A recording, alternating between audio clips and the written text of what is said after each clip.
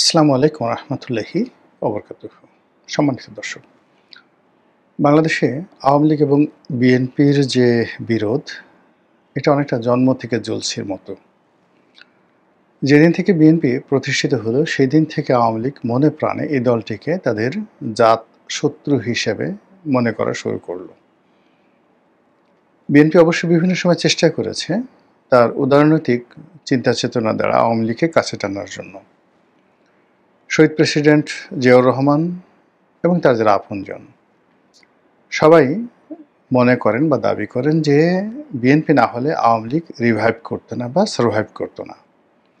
এ কারণে বঙ্গবন্ধু বাকশাল প্রতিষ্ঠার মাধ্যমে যে আওয়ামী লীগের বিলুপ্তি ঘটিয়েছিলেন এবং পরবর্তীতে তার নির্মম হত্যাকাণ্ডের পর আওয়ামী লীগের যে রাজনীতি এবং বাকশালের যে রাজনীতি, সংগঠন হিসেবে রাজনীতির মতাদর্শ হিসেবে দুটোই সেখানে বলতে গেলে কবর রচনা করা হয়ে গিয়েছিল। তো সেই জায়গা থেকে বহুদলীয় গণতন্ত্র চালু করেছিলেন জিয়াউর রহমান, এই কথা বিএনপির লোকজন বলেন। আবার অন্যদিকে আওয়ামী লীগের লোকজন বলার চেষ্টা করেন যে মূলত বঙ্গবন্ধুর হত্যাকাণ্ড থেকে শুরু করে আরও যা কিছু ঘটেছে ৭৫-এর ১৫ই আগস্ট পূর্ববর্তী এবং পরবর্তী সময়, সেখানে প্রেসিডেন্ট জিয়াউর রহমান চাইলে ক্ষয়ক্ষতি এড়ানো যেত, আরও অনেক ভালো ইতিহাস রচিত হতো। আমি নেতিবাচক কথাগুলো বললাম না, যেগুলো সাধারণত আওয়ামী লীগের কট্টরপন্থী লোকজন বলে থাকেন। তারা বলার চেষ্টা করেন যে আচ্ছা, ভালো কথা, আওয়ামী লীগকে রিভাইভ করেছেন, বঙ্গবন্ধুর দলের প্রতি তিনি রহম করেছেন, ভালো কথা, তাহলে ৩২ নম্বর কেন তালাচাবি দিয়ে রাখা হয়েছিল এবং শেখ হাসিনা বিদেশ থেকে এসে কেন ৩২ নম্বরে থাকার অনুমতি পাননি? কিংবা যখন শেখ হাসিনা বিদেশ থেকে এলেন তখন ঢাকা শহরে তাকে যেন কেউ বাড়ি ভাড়া দিতে না পারে বা বাড়ি ভাড়া না দেয়, এই জন্য বিভিন্ন বাড়িওয়ালাদেরকে কারা ভয় ভীতি দেখিয়েছিল। এই বিষয়গুলো আওয়ামী লীগ বলার চেষ্টা করে। পরবর্তীতে ৮০-র দশকে যখন এরশাদ বিরোধী আন্দোলন হয়, তখন সঙ্গত কারণেই এরশাদের দ্বারা বিএনপি ক্ষমতাচ্যুত হয়েছে এবং এরশাদকে তারা জাতশত্রু মনে করত। আর আওয়ামী লীগ সবসময় যেই কাজটি করেছে সেটি হলো পলিটিক্যাল সিদ্ধান্ত বা রাজনৈতিক সিদ্ধান্ত গ্রহণের ক্ষেত্রে তারা এত দ্রুত সিদ্ধান্ত নিতে পেরেছে যেটি বিএনপি বা জামাত কখনো সেটা পারেনি। খুব দ্রুত তারা সিদ্ধান্ত নিয়েছে ফ্রম দেয়ার ইনসেপশন, তাদের শুরু থেকে একেবারে আজ পর্যন্ত যে পলিটিক্যাল যে সিদ্ধান্তগুলো অনেকটা ঝড়ের গতিতে, রকেটের গতিতে তারা নিতে পেরেছে। এবং এই কারণে যখন এরশাদের সঙ্গে তাদের একটা সমঝোতার সুযোগ আসলো 1986-এ, তারা কিন্তু দেরি করেনি। আবার ১১-১১-র সময় যখন একটি সমঝোতার প্রস্তাব এলো মঈনুদ্দিন ফখরুদ্দিন এবং ভারতের পক্ষ থেকে, তারা কিন্তু দেরি করেনি। আবার একই সময় এই মুহূর্তে পর্দার আড়ালে যে সকল খেলা হচ্ছে, আমেরিকা খেলছে, ফ্রান্স খেলছে, ইমানুয়েল ম্যাক্রো খেলছেন, ভারত খেলছেন, এমনকি আইএসআই খেলছেন, এবং সেখানে অন্যান্য যে রাজনৈতিক দলগুলোর সাথে যে নেগোসিয়েশন হচ্ছে, কথাবার্তা হচ্ছে, আওয়ামী লীগের সঙ্গে যে কথা হচ্ছে না, এই কথা কিন্তু বলা যাচ্ছে না।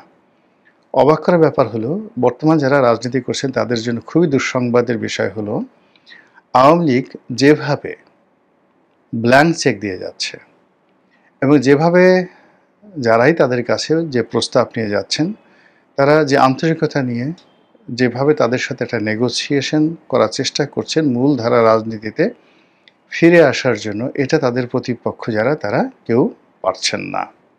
এটা হলো রিয়ালিটি। এখন যেটা আজকের শিরোনাম, সেই শিরোনামটা হলো যে প্রথম দিন থেকেই আওয়ামী লীগের সঙ্গে বিএনপি রাজনৈতিক বিরোধ, বঙ্গবন্ধুর সঙ্গে জিয়াউর রহমানের যে তুলনা, এই তুলনাটি বিএনপি যারা লোকজন তারা কেন করেন তারা ভালো জানেন। তারা বিএনপিকে বা শেখ মুজিবুর রহমানের সমপর্যায়ে প্রেসিডেন্ট জিয়াউর রহমানকে যে স্থান দিতে চান, এটা কোনো অবস্থাতেই আওয়ামী লীগের লোকজন মেনে নিতে পারে না। তারা এটা শোনার সঙ্গে সঙ্গে তেলে বেগুনে জ্বলে ওঠে। অসহ্য এবং অস্বাভাবিক বেদনা এবং কষ্টে তারা ছটফট করতে থাকে। তো এরকম যখন একটা অবস্থা তৈরি হয় বা পরিস্থিতির সৃষ্টি হয়, ঠিক সেই সময়টিতে আবার আওয়ামী লীগের লোকজন শহীদ প্রেসিডেন্ট জিয়াউর রহমানকে নিয়ে, বেগম জিয়াকে নিয়ে, তারেক জিয়াকে নিয়ে এবং বিএনপির দলকে নিয়ে যে সকল ন্যারেটিভ, যে সকল বক্তব্য বা বয়ান তারা সমাজে ইতিমধ্যে চালু করে ফেলেছে, এগুলো শুনলে যে কোনো মানুষেরই মেজাজ গরম হয়ে যাবে। এর মধ্যে অশ্লীলতা আছে, এর মধ্যে কুটচাল আছে, এর মধ্যে নানা রকম মিথ্যা তথ্য আছে, সত্যও আছে। সব মিলিয়ে একটা জগা খিচুড়ি তৈরি করে আওয়ামী লীগের যারা লোকজন তারাও মাইক হাতে মঞ্চে দাঁড়িয়ে পুরো বিএনপির বিরুদ্ধে যে কথাগুলো তারা বলে থাকে, তার ফলে বিএনপি এবং আওয়ামী লীগের মধ্যে একটা নদী তৈরি হয়ে গেছে, যেটিকে আপনি বলতে পারেন বিষের নদী, এ রিভার অফ পয়জন, বিষের নদী। এবং সেটা যেন তেন বিষ নয়, যেমন সাপের বিষ। তো সাপের বিষ খুব বিষাক্ত, কিন্তু দুর্গন্ধ ছড়ায় না। তো বিএনপি এবং আওয়ামী লীগের মধ্যে যে বিষের নদী, সেই বিষের নদী কেবল বিষাক্ত নয়, এটি দুর্গন্ধ ছড়ায় এবং এটি আশেপাশের পরিবেশকে নষ্ট করে ফেলে, পুরো রাজনৈতিক অঙ্গনের পরিবেশকে নষ্ট করে ফেলে। আর নষ্ট করে ফেলার ফলে এই যে বিষের নদীর দুই তীরে, এক তীরে আওয়ামী লীগ আর এক তীরে বিএনপি, সেখানে যারা বসবাস করেন তাদের মন, চিন্তা, চেতনা পরস্পরের জন্য বিষাক্ত হয়ে থাকে, উগ্র হয়ে থাকে। সময়ের প্রয়োজনে তাদের মধ্যে হয়তো বন্ধুত্ব হয়, কিন্তু সেটা খুব ক্ষণস্থায়ী। আমরা সেই ৭৫ থেকে শুরু করে আজ অবধি বিএনপির সঙ্গে, বিএনপি নেতৃবৃন্দের সঙ্গে মাঝে মধ্যেই সখ্যতা দেখেছি, তাদের হাসি মুখ দেখেছি, কিন্তু এটা ২৪ ঘন্টার বেশি টিকেনি। কিন্তু দীর্ঘমেয়াদে যেটি হয়েছে সেটি হলো তাদের মধ্যে শত্রুতা প্রবল থেকে প্রবলতর হয়েছে এবং এটি ক্রমশ বাড়ছে। যখন বিপ্লব হলো, বিপ্লবের পরে সবাই আশা করেছিল যে একটা নতুন পরিবেশ আসবে, সেই পরিবেশে আওয়ামী লীগ অবনত হবে, আওয়ামী লীগ অনুশোচনা অনুভব করবে, অবনত হয়ে তারা অনেকের সঙ্গে সন্ধি এবং বন্ধুত্ব করার জন্য তদবির করার চেষ্টা করবে। কিন্তু ওই যে তাদের সাবেক মন মানসিকতার কারণে তারা অতীতের যে কোনো সময়ের চাইতে উগ্র, প্রতিহিংসা পরায়ণ এবং আগামী দিনে আরও বেশি করে শক্তিমত্তা অর্জন করে অতীতে যে কাজগুলো করেছে ওই কাজগুলো আরও শক্ত হাতে, দৃঢ় হাতে, দক্ষতার সাথে করার জন্য তারা রীতিমতো জিদ ধরে বসে আছে। এবং তারা ঘাড় শক্ত করে, চোয়াল শক্ত করে যেভাবে বসে আছে, তা প্রতিপক্ষের জন্য রীতিমতো মরণ কামড়। আপনারা জানেন যে পৃথিবীতে যত প্রাণী আছে, তো সেই সকল প্রাণীর মধ্যে সবচেয়ে শক্ত চোয়াল সেটা হলো কচ্ছপ। কচ্ছপ যদি আপনাকে কামড় দেয়, আপনি কখনো ছোটাতে পারবেন না, ওর গলা কেটে ফেলতে হবে কেঁচি দিয়ে।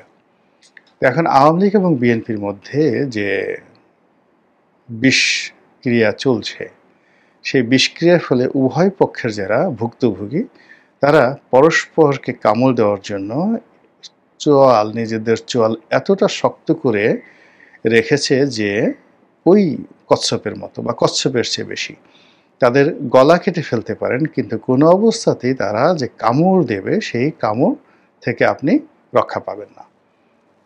আওয়ামী লীগ কামড়িয়েছে যখন তারা ক্ষমতায় ছিল, আর এখন বিএনপি কামড়াচ্ছে, যেহেতু তারা ক্ষমতায় আসছে অথবা আছে, অথবা একটা সুন্দর সুযোগ তাদের রয়েছে।